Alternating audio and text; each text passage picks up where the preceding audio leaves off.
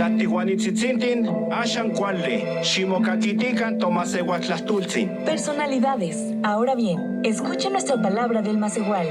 Canica, Canenepa. Por aquí, por allá, por aquí, por allá, por aquí, por allá, por aquí, por allá, por aquí, por allá, por allá, por allá. Aprendiendo Macehualcopa, la variante náhuatl de Santa Ana Tlacotenco, nuestro náhuatl de la Ciudad de México. Hoy, Ojtle, nuestro protagonista, va a lavar los trastes. Intlapahpaquilistli. El evento de lavar los trastes. Diálogo.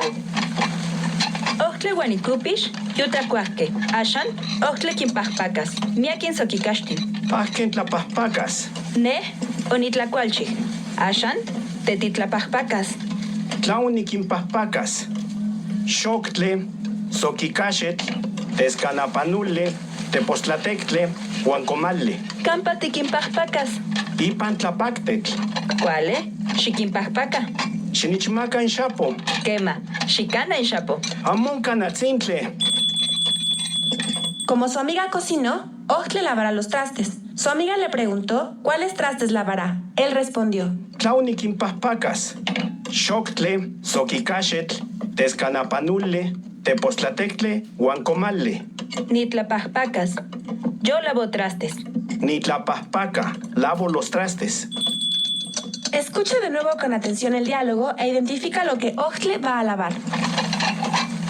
Ojtle Huanicupish, Yutacuasque, Ashan, Ojtle Quimpajpacas, Miaquin Soquicashtin. Pahquen tlapahpacas. Ne, Onitlacualchig, Ashan, Tetitlapajpacas.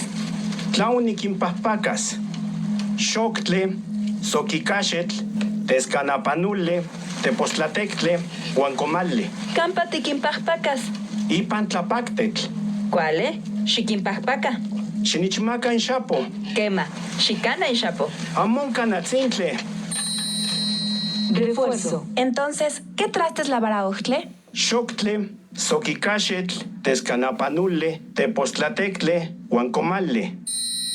Gramática. En náhuatl, como en muchas otras lenguas, existen diferentes tipos de palabras. Algunas de ellas nos sirven para dar nombre a las cosas, ideas y fenómenos que nos rodean. Las formas más simples de este tipo de palabras son las que tienen una terminación llamada absolutivo, y estas marcas son tle, le y tl.